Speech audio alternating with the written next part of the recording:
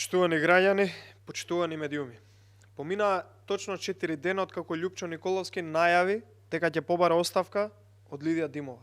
Еве, и после 4 дена, ниту Николовски побара оставка, ниту пак Лидија Димова даде оставка. Како што и рековме, класичен театар за замајување на јавноста од генералниот проблем, а тоа е криминалот и корупцијата кои што дивеат во оваа влада.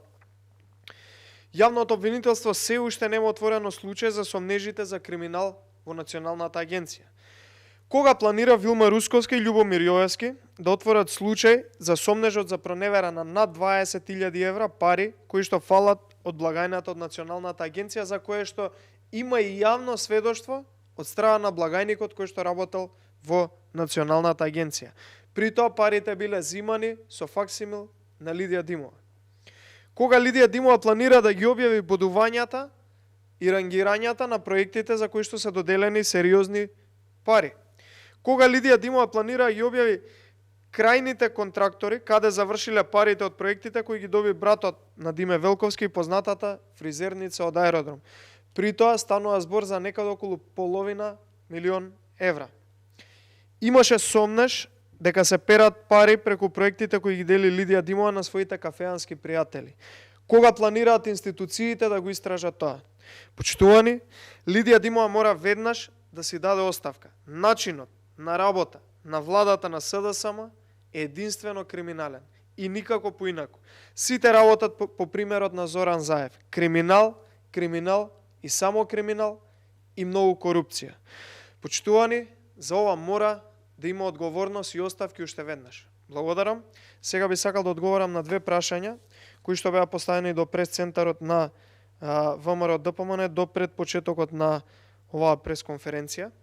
Едното прашање е за алармантната ситуација со ковид заразата и второто прашање е во однос на лидерската средба која што иницираше ВМРО ДПМН, така да ќе одам следствено едно по друго, најпрво за ковидот, потоа за лидерската. Почитувани, ситуацијата во држава со COVID-19 заразата навистина е алармантна и прогресира многу загрижувачки.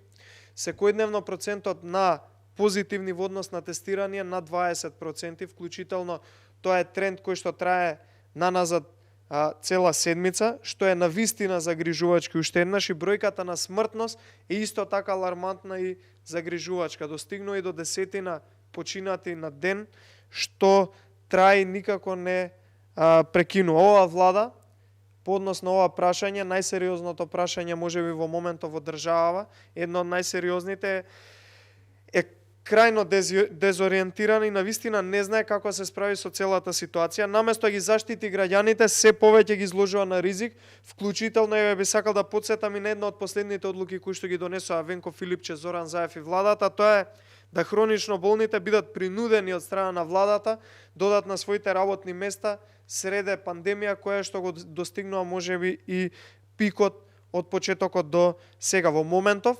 Комисијата за заразни болести е партиска, како што имаме заклучено неколку пати наназад во нашите коментари, и очигледно работат според желбата на владата, не според своите докторски капацитети да проценат самите. Затоа уште еднаш повикуваме да биде променета, да биде заменета со луѓе кои што нема бидат партиски назначени од СДСМ и од Зоран Заев и Венко Филипче, туку луѓе кои што навистина ќе знаат да донесат мерки да се справат со целата ситуација.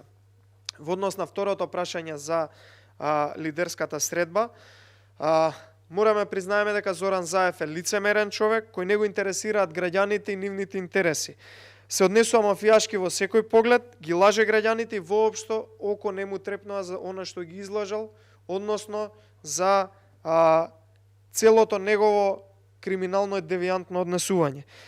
Лидерска средба, која што беше иницирана од страна на претседателот Мицкоски ВМРО ДПМН, е неопходна од секој аспект за целата ситуација во држава, бидејќи очигледно трокираме на буквално секое поле во држава кое што е важно за граѓаните и државата. Дали тоа е на дворешен план, на економски, на здравствено поле или на полето на образованието, ние крахираме и трокираме буквално во секој поглед.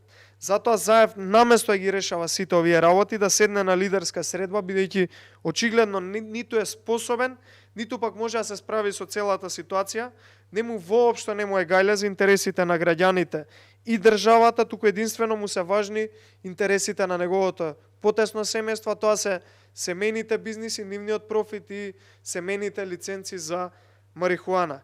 Затоа и бега од лидерска средба од едноставна причина, затоа што ќе му падне во вода секоја лага и ќе мора отворено на лидерската средба да разговара на секоја тема со лидерите на другите партии.